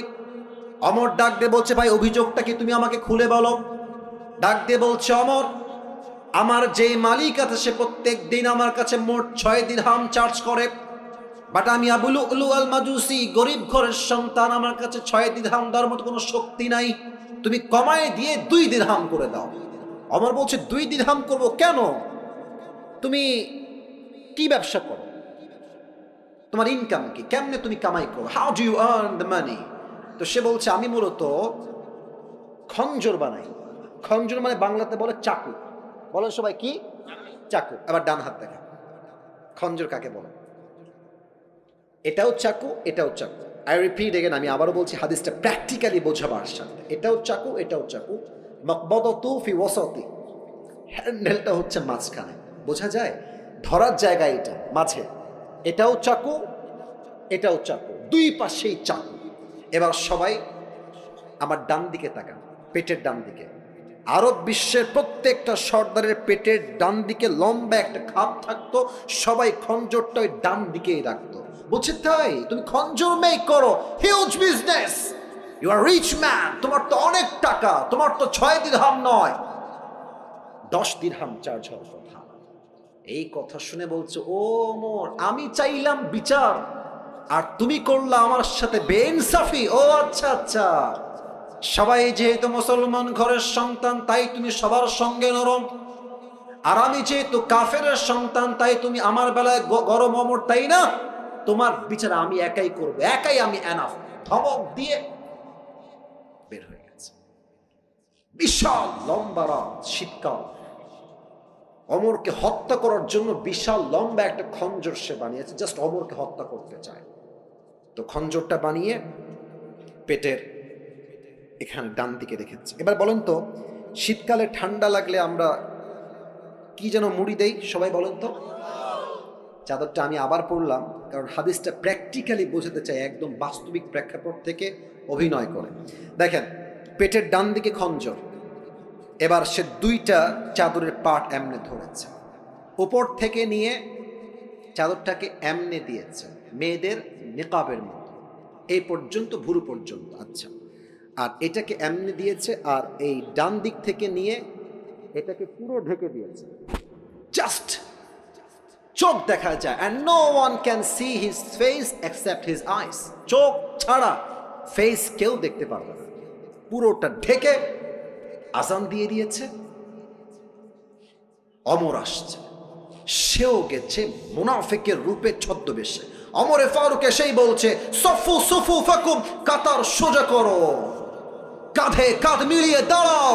আল্লাহু আকবার, সুবহানাক আল্লাহুম্মা ওয়া বিহামদিকা ওয়া তাবারাকা ইসমুকা ওয়া তাআলা জাদ্দুকা ওয়া লা ইলাহা গায়রুক, আলহামদুলিল্লাহি রাব্বিল আলামিন, আর রহমানির রহিম, মালিকি ইয়াউমিদ্দিন। সূরা ফাতিহা পড়েছেন, কিরাত পড়েছেন, আল্লাহু আকবার। ওমরে ফারুক আল্লাহু আকবার দিয়ে রুকুতে গিয়েছেন। রুকুতে যাওয়ার পর যখন সামি আল্লাহু লিমান হামিদা বলবে, পেছন থেকে আবু লুলু আল মাজুসি তার চাদরটাকে এমনে ধরে উড়াই দিয়েছে, আর পেটের ডান দিক থেকে লম্বা একটা খঞ্জর বের করে দৌড় দিয়ে অমরের সামনে চলে আসছে।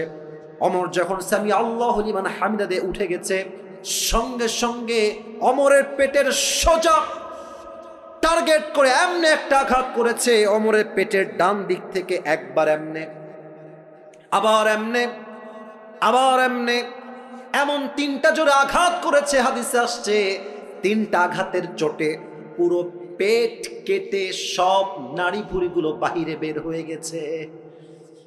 ওমরে ফারুক নামাজের মাঝে চিৎকার দিয়ে বলছে, কতালানি আল কাল, কতালানি আল কাল, একটা কুকুর আমাকে হত্যা করেছে, কে আছে আমাকে বাঁচাও। অজ্ঞান হয়ে পড়ে গেছে। আর সাহাবীরা বুঝে গেছে যে সামওয়ান কেম ফ্রম আউটসাইড, কেউ এসেছে, ধরো।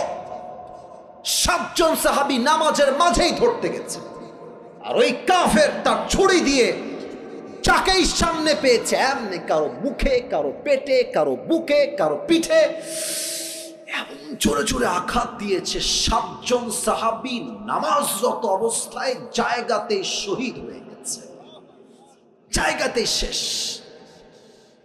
একটু পর ওমরে ফারুককে ধরে ডান দিকে নিয়ে আসছে, আর সাহাবীরা চিৎকার দিয়ে বলছে, আইনা তাবিব, আইনা তাবিব, ডাক্তাররা কোথায়? তাল, দৌড় দাও, জলদি আসো, অমরকে বাঁচাও। ডাক্তাররা সব দৌড় দিয়ে আসছে, অমরকে বাঁচাও। ডাক্তাররা দৌড় দিয়ে এসে ওমরে ফারুকের দুই পিঠের এই দুই দিকে হাত দিয়েছে। ওমরে ফারুক এমনে শুয়ে আছে, দুই পিঠের দিকে হাত দিয়ে হালকা করে উঠিয়েছে। আরেকজন ডাক্তার এসে দুই ঠোঁটটাকে ধরে এমনি হালকা ফাঁকা করে দিয়েছে। একটা পানির পাত্র নিয়ে আসছে, সোজা পানির পাত্র ওমরের মুখে দিয়ে কয়েক ঢোক পানি তার ভেতরে দিয়েছে। আমার গলার দিকে তাকান, পানি যখন ভিতরে ঢোক গিলেছে, গলা দিয়ে পানি নেমে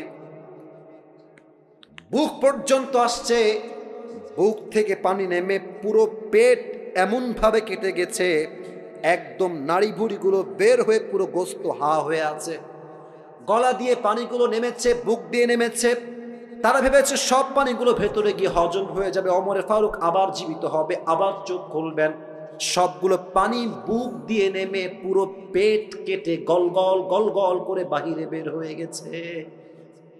সব পানি এই পাট দিয়ে গলগল করে বাহিরে বের হয়ে গেছে। সাহাবীরা এই দৃশ্য সচক্ষে দেখে they were surprised, অবাক, এটা কি দেখলাম? ডাক্তাররা বলছে পানি দিয়ে কাজ হবে না, দুধ নিয়ে আসো। সব সাহাবী দৌড় দিয়ে গিয়ে দুধ নিয়ে আসছে। ওমরে ফারুককে পেছন দিক থেকে হালকা উঠিয়েছে, দুধ দিয়েছে, দুধটা গলা দিয়ে নেমে বুক দিয়ে নেমে পুরো পেট কেটে সবগুলো দুধ গল গল করে বাহিরে বের হয়ে গেছে।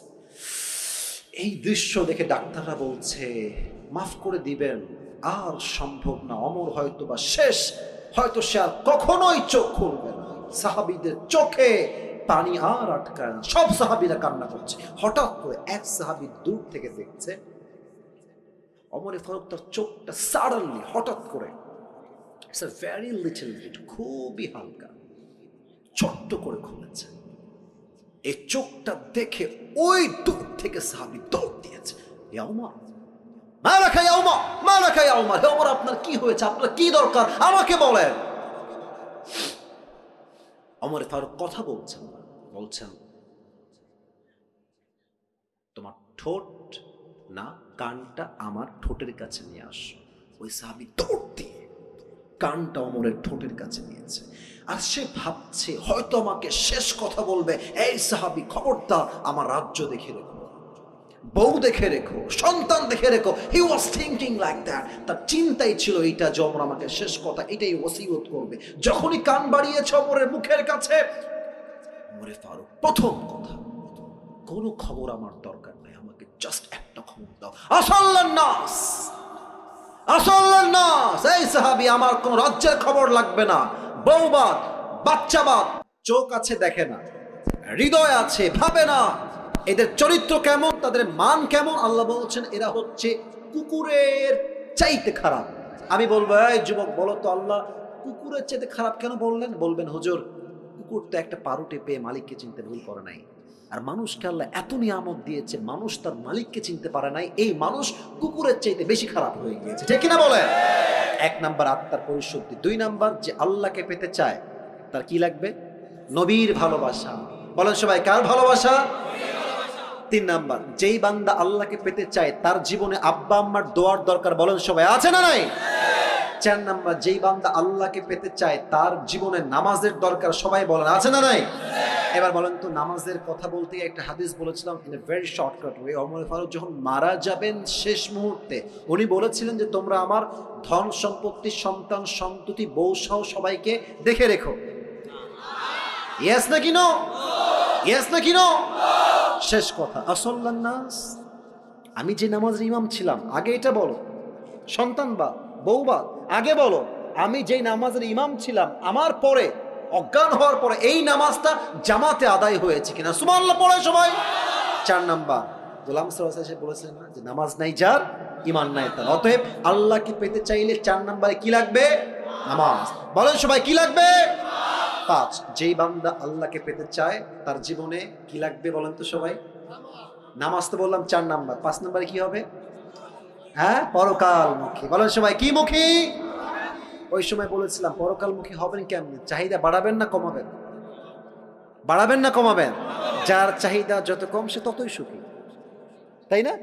আপনি দেখবেন যে বড় লোকদের বাড়িতে, আমি যে ফ্ল্যাটে থাকি টু বি অনেস্ট, মানে আমি আমার বাসার টিনের এটা সত্য, আমার আব্বা আম্মা ওখানে থাকে আমিও থাকি, আবার ফ্ল্যাটেও আমি থাকি। আমি যে ফ্ল্যাটে থাকি খুবই ভিআইপি, আমার যিনি মালিক মানে ফ্ল্যাটের যিনি মালিক উনি থাকেন সেকেন্ড ফ্লোরে, ভিতরে কি যে ভিআইপি আপনি দেখলে অবাক হয়ে যাবেন। বাট অবাক করার বিষয় হচ্ছে বড় লোকদের বাসা এত ভিআইপি, এত টাকা ব্যাংকে গুনতেই পারে না, দেখবেন এরা ঘুমের ওষুধ না খাইলে ঘুম আসে না, আর রিক্সা চালায়, দেখবেন রিক্সার সিটে রাখে নিতম্ব আর মাথায় এমনি দিয়ে ওখানেই ঘুম, ওর কোনো ওষুধ লাগে না, কারণ কি ওর চাহিদা কম শান্তি বেশি, ঠিক কিনা বলে? তাহলে পাঁচ নাম্বার দুনিয়ামুখী না পরকালমুখী? ছয় নাম্বার আল্লাহকে পেতে চাইলে নিশ্চিত ধৈর্যশীল হতে হবে। ধৈর্যশীল ছাড়া আল্লাহর সাহচর্য পাওয়া, আল্লাহর বন্ধু হওয়া ইজ নট পসিবল। ইয়া আইয়ুহাল্লাযীনা আমানু সবিরু ওয়া সাবিরু ওয়া রাবিতু ওয়াত্তাকুল্লাহা লাআল্লাকুম তুফলিহুন। O you have believed, be patient, raise in patience and be steadfast on patience, and indeed you will become the victorious person in this world and the next. আল্লাহ বলছে ধৈর্যশীল হও, ধৈর্যের ব্যাপারে প্রতিযোগী হয়ে যাও এবং ধৈর্য অবিচল থাকো, নিশ্চিত আমি আল্লাহ তোমাকে দুনিয়া এবং আখিরাত উভয় জায়গায় সফলতা দান করব। সুবহানাল্লাহ বলে সবাই। ছয় নাম্বার ধৈর্যশীল হতে হবে। সাত নাম্বার তওবা এবং ইস্তিগফার। আমি বলবো, বলেন তো দোয়াটা কি শিখিয়েছিলাম, আপনি বলবেন, বলেন সবাই আস্তাগফিরুল্লাহ। দিল থেকে বলেন সবাই আস্তাগফিরুল্লাহ। শেষ দোয়া সবাই বলেন আল্লাহুম্মা গফিরলি। আবার বলেন আল্লাহুম্মা গফিরলি। এই 7টা আমল যেই বান্দা করবে তাকে সবচেয়ে কাছের বান্দা বানায় নিবে একজন। আওয়াজ দিয়ে বলেন সবাই, তিনি কে? 7টা আমল আমাকে বলতে পারবা, 3বার সুযোগ পাবা, বেঁধে গেলে 3বার বলে দিবে। কে আছো? বাঘের বাচ্চা দাঁড়িয়ে যাও। ওই ছেলে সবার আগে দাঁড়িয়ে গেছে, আসো। ওই ছেলেটা, এই যে সাদা এবং কালো, ব্ল্যাক কম্বিনেশন, আসো। White and black combination. আচ্ছা, ও না পারলে তোমাদেরকে কাগজ সুযোগ দিব। এই ভাইরা একটু সাইড দেন, ভাইরা ওকে একটু আসতে দেন। বসো বসো বসো বসো। আরে বাবা কই যায় রে? ওই কেউ যাবেন না। লিল্লাহি তাকবীর। প্রিয় ভাইরা, দুটো নিয়ম বলে দিচ্ছি। 1 নম্বর নিয়ম হচ্ছে তাকে আমরা 3বার চান্স দিব। বেঁধে গেলে কয়বার চান্স দিব? 3বার। আর যখনই সে কোনো উত্তর দিয়ে দিবে, যেহেতু অনেক মিডিয়ার ভাইরা আজকে এসেছেন, আমি অনেকে চিনি না, অনেকে দূর থেকে আসছেন, এই সাইডে আসো, ডান দিকে আসো। মাইক দিতে হবে প্রিয় ভাই, জি মাইকটা দিতে হবে। ও যখনই কোনো একটা উত্তর দিয়ে দিবে, তখনই আপনারা সবাই মিলে বলবেন জোরে সোরে মারহাবা। বলেন সবাই মারহাবা। আরে ইয়ার জোরসে বলো মারহাবা। মাশাআল্লাহ। ভাই তুমি সালাম দাও সবাইকে। আসসালামু আলাইকুম ওয়া রাহমাতুল্লাহ। তোমার সালাম উত্তর, সবার স্লো উত্তর। তুমি সালাম জোরে দাও। আসসালামু আলাইকুম ওয়া রাহমাতুল্লাহ। ওয়ালাইকুম আসসালাম ওয়া রাহমাতুল্লাহি ওয়া বারাকাতুহু। হ্যাঁ জোরে আছে রে। প্রিয় ভাই তুমি বলো, আমরা আজকে কাকে পাওয়ার জন্য আমল শুনেছি? আল্লাহ। মারহাবা বল। এটা কিন্তু সম্মানের বিষয়। কালকে এটা তো আপলোড যাবে, সবাই তো দেখবে যে আপনার আওয়াজ কেমন। আরে আমি আওয়াজ হবে এমন, প্রত্যেকটা জেলার মানুষ বলবে ঝিনাইদহের মানুষের কাপুরুষের বাচ্চা নয়, সব সিংহ পুরুষগুলো আমার সামনে বসেছিল, ঠিক কিনা বলে? প্রিয় ভাই তুমি বলো তো, তোমার নাম কি? মোহাম্মদ জাহিদ হাসান। জাহিদ হাসান। বলো তুমি, আল্লাহকে পাওয়ার জন্য আজকে আমরা মোট কয়টা আমল নিয়ে আলোচনা করেছি? তোমার কোনো ভয় নাই, বাঘের বাচ্চা তুমি, মানে খুব সাহস নিয়ে কথা বলবা। বলো তো, আল্লাহকে পাওয়ার জন্য প্রথম আমলের কি দরকার? অন্তরকে পরিশুদ্ধ করতে হবে। বলো তো, অন্তর মোট কয় প্রকার? 3 প্রকার।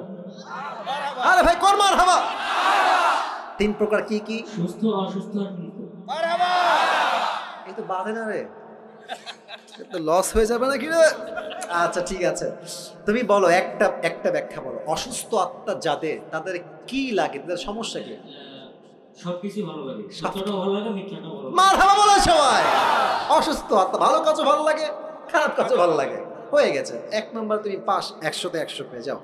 এবার বলো, আল্লাহকে পাওয়ার জন্য 2 নম্বর আমলটা কি ছিল? নবীজিকে ভালোবাসতে হবে। ভাবসা খারাপ। তুমি বলো তো একটা কথা, আউট অফ সিলেবাস, এটা আউট অফ সিলেবাস কোয়েশ্চেন। মনে করো আমার দাঁড়িয়ে আছে, কোনো মেয়ে বললো একে বিয়ে করবো না, আমার চিন্তা কি হবে? তাকে আমি বলবো যে যার দাঁড়িয়ে আছে সে অবশ্যই হ্যাঁ হ্যাঁ পারবে পারবে পারবে। আল্লাহ পাক রব্বুল আলামিনের আসল গোলাম, অথবা তিনি আল্লাহকে ভয় করেন। হ্যাঁ বলো সবাই মারহাবা। মানে তুমি বিয়ে করবে না তো কি হয়েছে? আমি আল্লাহর গোলাম, আমি আল্লাহর গোলাম হিসেবে বলছি, যে বিয়ে করতে চায় না সে আমার বউ হওয়ারই যোগ্যতা রাখে না, ঠিক কিনা বলেন? আল্লাহ রসুলের ভালোবাসা 2 নাম্বার। 3 নাম্বার আমল কি ছিল? বাবা আমাকে ভালোবাসতে হবে। মারহাবা। আরে বলুন সবাই মারহাবা। 4 নাম্বার আমল কি ছিল? নামাজ, 5 ওয়াক্ত নামাজ জামাতের সাথে আদায় করতে হবে। মারহাবা। আচ্ছা বলো তো, ওমর ফারুক তার জীবনের শেষ মুহূর্তে ওই সাহাবীকে কি বলেছিল? তিনি বলেছেন, আমি যে জামাতের ইমাম হিসেবে জামাত পড়াছিলাম, সেই নামাজ জামাতের সহিত আদায় হয়েছে কিনা। আল্লাহু আকবার। জেনারেল ব্যাকগ্রাউন্ডের ছেলেও কিন্তু আলেম না, একদম সাধারণ ছেলে। বলো সবাই দিল খুলে মারহাবা। আচ্ছা নামাজ নিয়ে শেষ। 5 নাম্বার আমল কি লাগবে? পরকালমুখী হতে হবে। সমান ও ভয় পাচ্ছে, আমি দেখতে পাচ্ছি ওর হাত। না এটা কোনো বিগ ডিল না। আসলে কি জানেন, এতগুলো ক্যামেরা, এই মুরব্বীরা স্যাররা বসে আছে, আমি আছি, এতগুলো মানুষ সামনে, ও যে দাঁড়িয়েছে এটাই প্রমাণ সে বীর পুরুষের সন্তান, ঠিক কিনা বলে? 5 নাম্বার পরকালমুখী শেষ। 6 নাম্বার আমলটা কি? ধৈর্যশীল হতে হবে। আমি নাকি 3বার চান্স দিব, তো একবারও নিল না ভাই। আচ্ছা আমি তো বোকা সেজে গেলাম। আচ্ছা এবার তুমি 7 নাম্বার আমলটা, 2টা দোয়া খুবই সংক্ষেপ শব্দে শিখিয়েছি, দোয়াগুলো বলতে পারবা? আস্তাগফিরুল্লাহ। আর একটা হচ্ছে আল্লাহুম্মা গফিরলি। আরে মারহাবা, আল্লাহু আকবার। দিল খুলে তাকবীর দেন, লিল্লাহি তাকবীর। একটাও বাধে নাই। দেখেন ও কিন্তু সিরিয়াল কোনো নড়চড় করে নাই, মানে আমি যেমনি যেমনি সিরিয়াল মেনটেন করেছি, আমি আগে দেখি নাই। আমি এই ওয়াজটা আরো কয়েক জায়গায় করেছিলাম, অনেক আগে করেছি, এই মাসে খুবই কম করেছি, বাট আমি দেখেছি যারা বলেছে উল্টা পাল্টা সিরিয়াল, কিন্তু ও আমি যেই সিরিয়াল মেনটেন করেছি তাতেই বলেছে, এটাই প্রমাণ ওর ব্রেইন ভালো যুবক। আর ঠিক আছে না? আমি দোয়া করি আল্লাহ তাআলা ওকে দিনের একজন দায়ী হিসেবে কবুল করুন। সকলে পড়া আমিন। তুমি কোথায় পড়াশোনা করো? মাধ্যমিক বিদ্যালয়। মাধ্যমিক বিদ্যালয় কিসে পড়ো তুমি? ক্লাস 10-এ পড়ো। তোমার বাসা কি এখানে? মাগুরা জেলায় তোমার বাসা। আল্লাহ ওকে কবুল করুক। সকলে মন খুলে পড়া আমিন। আসো, তুমি আসো। মাশাআল্লাহ মাশাআল্লাহ। টুবিটা আর মাথা একটু বড় আছে, তবে হয়ে যাবে। মাশাআল্লাহ। টুবি তোমার চুল কেটে নিও, বলেন সবাই মারহাবা। আল্লাহ ওকে কবুল করুন। সকলে পড়া আমিন। বসো, তুমি এখানে বসো, নিচে বসে যাও, এখানে বসে যাও। ঠিক আছে ভাই, বসে পড়ো, বসে পড়ো, বসে পড়ো।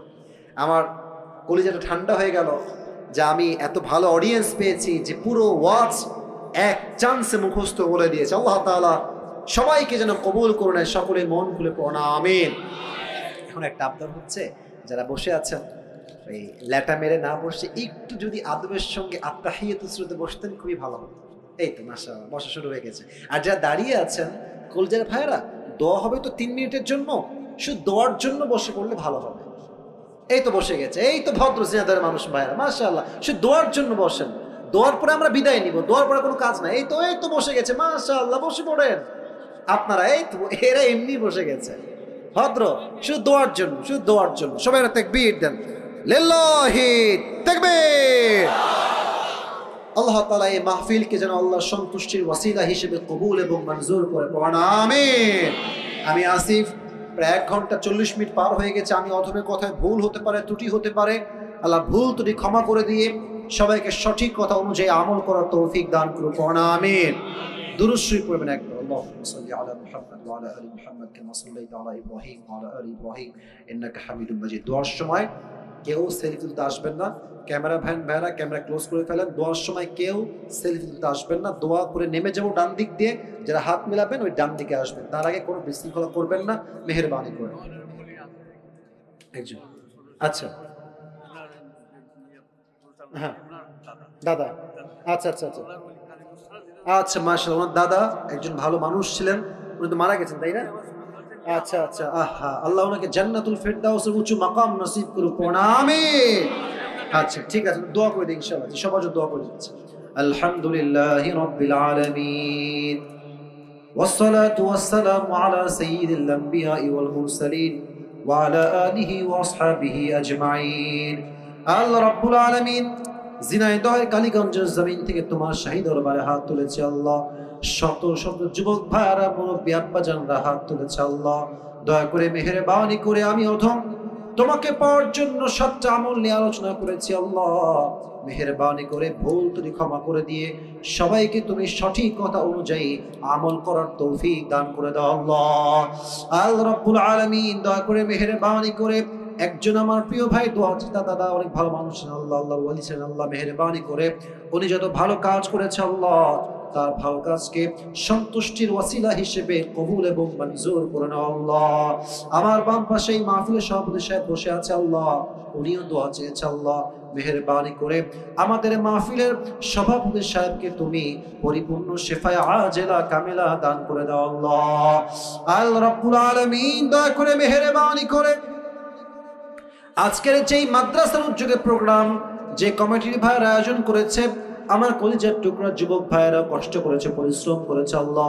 মেহেরবানি করে যেই ভাইয়েরা পরিশ্রম করেছে, কেউ টাকা দিয়ে, কেউ অর্থ দিয়ে, কেউ শ্রম দিয়ে, কেউ মেধা দিয়ে, যে যেইভাবে সহযোগিতার হাত বাড়িয়েছে, সকলের সহযোগিতার হাতকে তুমি তোমার সন্তুষ্টির ওয়াসিলা হিসেবে কবুল এবং মঞ্জুর করে নাও আল্লাহ। আল্লাহ রাব্বুল আলামিন দয়া করে মেহেরবানি করে আজকের এই মাহফিলে যেই যুবক ভাইরা দূর দূরান্ত থেকে আসছে আল্লাহ, প্রত্যেকটা কলিজার টুকরা যুবক ভাইকে তুমি 5 ওয়াক্ত নামাজি যুবক হিসেবে কবুল এবং মঞ্জুর করে নাও আল্লাহ। আল্লাহ রাব্বুল আলামিন দয়া করে মেহেরবানি করে আমরা যা তোমার শাহী দরবারে হাত তুলেছি, আমরা জীবনে অনেক জুলুম করেছি, অনেক গুনাহ করেছি, অনেক অন্যায় করেছি। আল্লাহ মেহেরবানি করে আমাদের জীবনের সমস্ত গুনাহ খাতাকে তুমি তোমার গফফার নামের ওসিলায় আজকে মাফ করে দাও আল্লাহ। আল্লাহ রাব্বুল আলামিন, আমার প্রিয় মায়েরা বোনেরাও হাত তুলেছে আল্লাহ। আমার কলিজার টুকরা প্রত্যেকটা আম্মাজানকে তুমি খাদিজা রাদিয়াল্লাহু তাআলা আনহার চরিত্রে চরিত্রবান হওয়ার তৌফিক দান করে দাও আল্লাহ। প্রত্যেকটা বোনকে তুমি ফাতেমা রাদিয়াল্লাহু তাআলা আনহার চরিত্রে পরিপূর্ণরূপে চরিত্রবান হওয়ার তৌফিক দান করে দাও আল্লাহ। আল্লাহ রাব্বুল আলামিন, আমরা যারা তোমার শাহী দরবারে হাত তুলেছি আল্লাহ, আজ যেমন আমরা সবাই এই তাফসীর মাহফিলে একসঙ্গে বসতে পেরেছি, জান্নাতুল ফেরদাউসে আমরা সবাই যেন একসঙ্গে থাকতে পারি আল্লাহ, সেই তৌফিক আমাদের সবাইকেই তুমি দান করে দাও আল্লাহ। আল্লাহ রাব্বুল আলামিন, দয়া করে মেহেরবানি করে আমাদের মাঝে অনেকে অসুস্থ রয়েছে আল্লাহ, মেহেরবানি করে সবাইকে তুমি পরিপূর্ণ শেফায়া জেলা কামেলা দান করে দাও আল্লাহ। আল্লাহ রাব্বুল আলামিন, এই মাদ্রাসার যে প্রোগ্রামটা আয়োজিত হয়েছে আল্লাহ, এই মাদ্রাসার প্রত্যেকটা সন্তানকে তুমি যুগ শ্রেষ্ঠ আলেম হিসেবে কবুল এবং মঞ্জুর করে নাও আল্লাহ। এই মাদ্রাসার যত অভাব রয়েছে আল্লাহ, তুমি তোমার গায়বী খাজানার থেকে সমস্ত অভাবকে দূর করে দাও আল্লাহ। রব্বানা তাকাব্বাল মিন্না ইন্নাকা আনতাস সামিউল আলিম ওয়া তুব আলাইনা ইন্নাকা আনতাত তাওয়াবুর রহিম। সুবহান রাব্বিকা রাব্বিল ইজ্জাতি আম্মা ইয়াসিফুন ওয়া সালামুন আলাল মুরসালিন والحمد لله رب العالمين।